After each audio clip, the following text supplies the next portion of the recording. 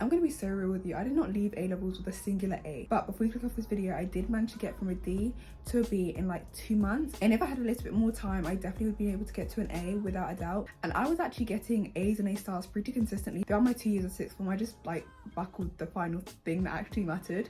So here's everything I learned and everything you should do so that you don't end up in the same position I was in and you actually get the grades you deserve and that you work for. This is just going to be a mixture of things I wish I knew, some advice, and just a bit of everything about sixth form so that you can really take away as much as possible and be as prepared for sixth form as you possibly can be. Now, these 3 subjects are going to be all you study for the next 3 years. You want them to be the ones you actually enjoy or at least mildly find interesting, and it makes your life easier when it gets to those points where it gets hard or you're going to have to revise even though you don't want to. It helps if you actually enjoy your subjects and don't just you don't dislike them, you know? And even if you don't know what you want to do after sixth form or in university, doing subjects you enjoy will hopefully and eventually put you on a path to do something that you enjoy later on in life. And don't pick subjects just because your friends are doing them, because when it gets hard and you're having to sit those papers, it's not going to be your friends that are sitting them for you, it's going to be you. So don't do subjects just because your friends are doing them. The next thing I want to talk about is the jump from year 11 to year 12. Everybody says, oh, it's such a bad jump. Me personally, I'm not gonna lie, I did not think it was that bad.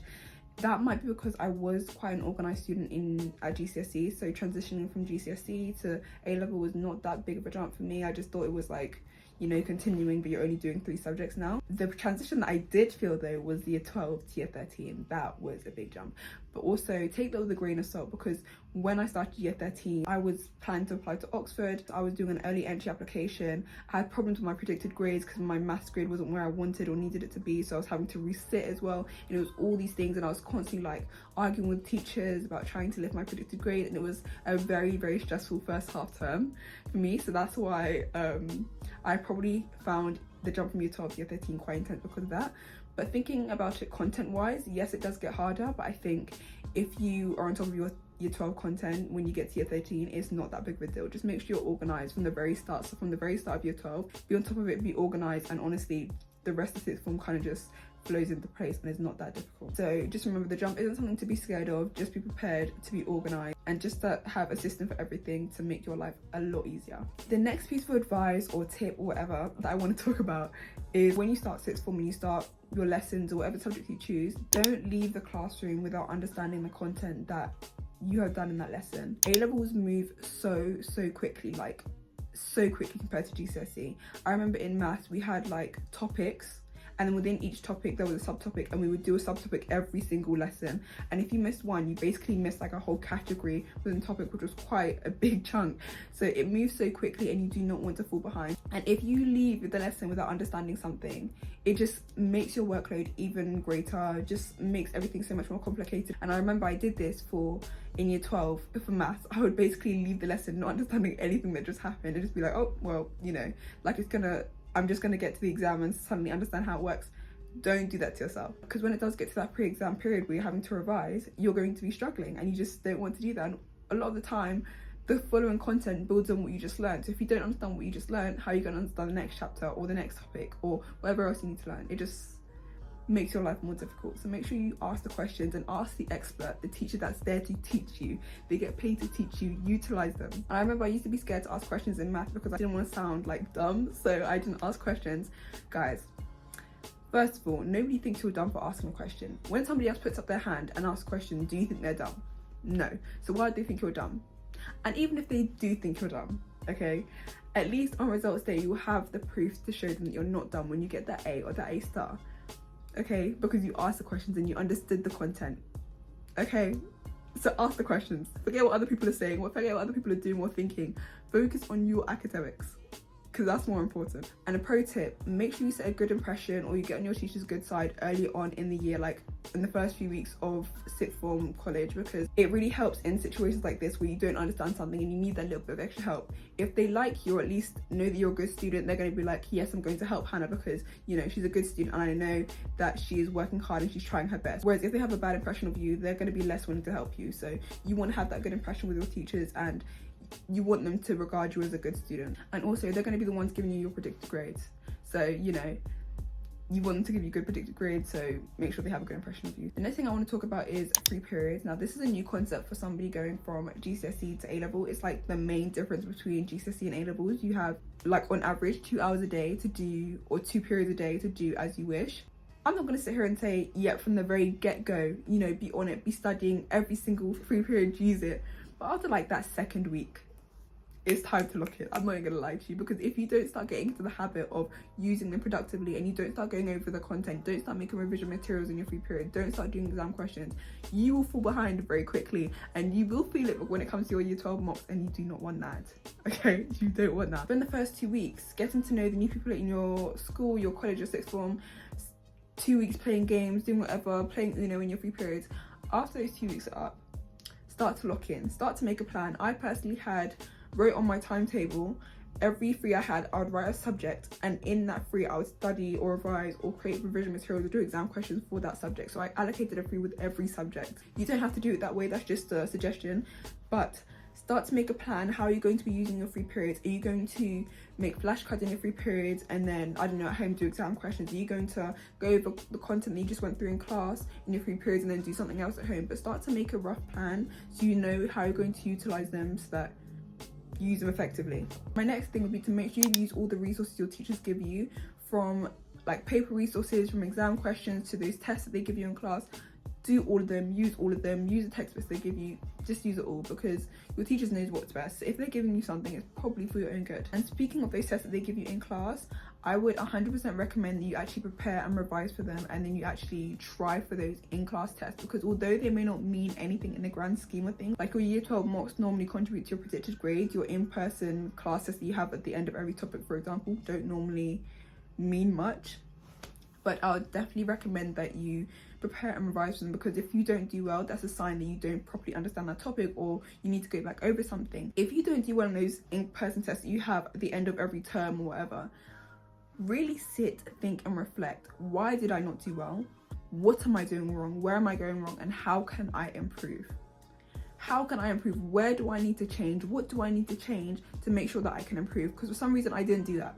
For maths, I was doing all the questions in the textbook, and then when I got to the exam I was still confused. But the textbook questions and the exam questions are two very different things, and that's something I realized way too late. I was working too hard and not working smart enough. If I was working smart, I would have said, okay, once I understand the concept, let's move on to exam questions. Instead, I wanted to think, yeah, putting hours and hours into this is going to help me understand. No, you can put hours into something, into revision. If you're not working smart, if it's not effective, it's not going to do anything. Make sure you're working smarter, not harder. Next thing, take your mocks very seriously. You're going to have either normally at the end of year 12 or maybe the beginning of year 13, depending on how your school does it, but normally at the end of year 12 you're going to have a set of exams for each of your subjects. These are going to be your main contributors to your predicted grades, and these need to go well. These need to go well, like the first time round. To make your life as easy as possible, just do well in your year 12 mocks, okay? So that means start revising for them early. I would say like around Easter is probably good. Yeah, around Easter is probably good. Like start going over old content. I mean, you should be going over old content regularly, but start revising, start doing exam questions, start asking your teacher, okay, how do you think I should prepare for these exams? Because they matter so much. You do not want to do what I had to do and go into year 13 and still have to be stressing about resits while also trying to learn year 13 content, and then having to go over year 12 content and doing this and doing that and do this because I hadn't got the predicted grades I wanted, and I had to be doing extra stuff for those predicted grades I wanted. It's just not worth it. It's just not worth it. I would say just get it over and done with. Just do it right the first time round in year 12.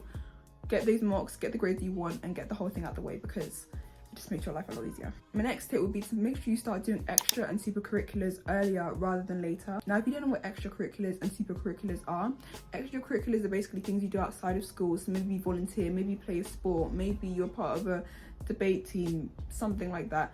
Supercurriculars are things that you do that are contributing to your subject or related to your subjects in some way, shape or form. And these extracurriculars and supercurriculars are what is going to make up a personal statement. Now, I say personal statement, but I'm pretty sure UCAS is changing the system, so I don't know how that system is changing, but you're still going to need to do extra and supercurriculars to make your personal statement, or whatever system they use or change to, stand out and give the uni a reason to give you a place at the university. So you want to start doing these supercurriculars and extracurriculars earlier rather than later, because if you leave them until right before you're going to be applying to uni on UCAS, it just makes your life 100 times more stressful. You'll be in year 13 doing year 13 content, and now you've got to also do all this stuff for UCAS. Or maybe you leave it until year 12 summer. That's still a large proportion of your summer you're spending on this, when if you started like after Christmas of year 12, you have more time to kind of spread it out. And especially if you don't know what you want to do, it's good to be able to like look into different things and kind of get a better idea of what you do want to do. There's so many extracurriculars and super curriculars you can do. For extracurriculars, you can literally just look them up online or on TikTok, what have other people done. Super curriculars, I would say, what subject are you interested in at least, and then go from there. Look at things that maybe books you could read around it, articles you could read around it.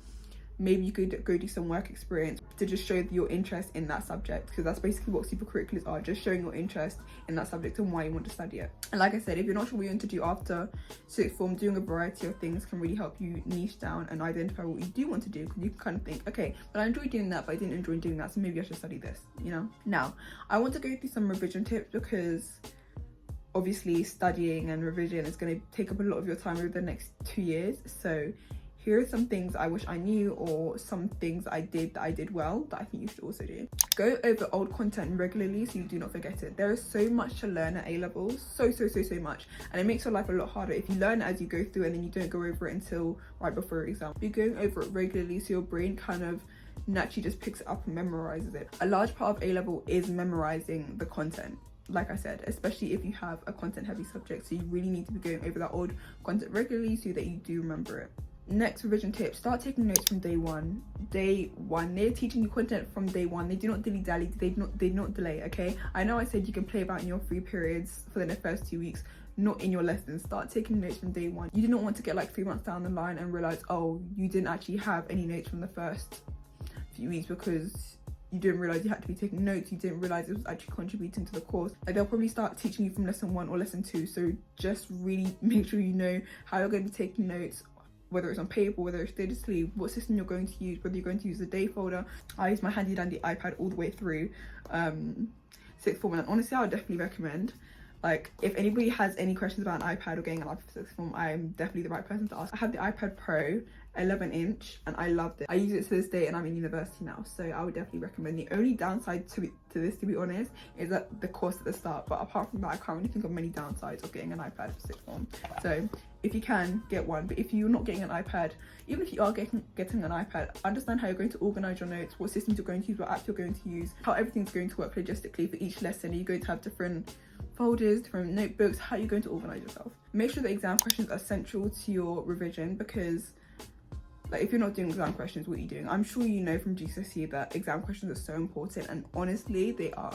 You can learn all the content, you can memorize all of it. If you do not know how to write it down in such a way where the examiner will give you marks, there's literally no point in you learning that in the first place. So make sure you understand and memorize the content, but also learn exam technique, understand how to write it in a way that will get you marks, because that is what we need. That's the key to getting those good grades. Don't be afraid to have different study methods for different subjects. I did a mixture of essay-based subjects and also a STEM subject, so obviously there's going to have different study methods for each one. Whatever you study, if you need to have different study methods for each one, that's completely fine. Find the right study method for you and find the right study methods for each subject, because that's what is important, what works for you and what works for your subject. This may take a bit of trial and error, but I think that first term of A-levels is kind of that time we need to figure it out. It's better to figure out what study and revision methods work for you and work for each subject earlier, like within the first term before Christmas, rather than leaving it to right at the end of the year when you have your year 12 marks and figuring it out then. Don't be like disappointed or frustrated if you see a dip in your grades when you start year 12, because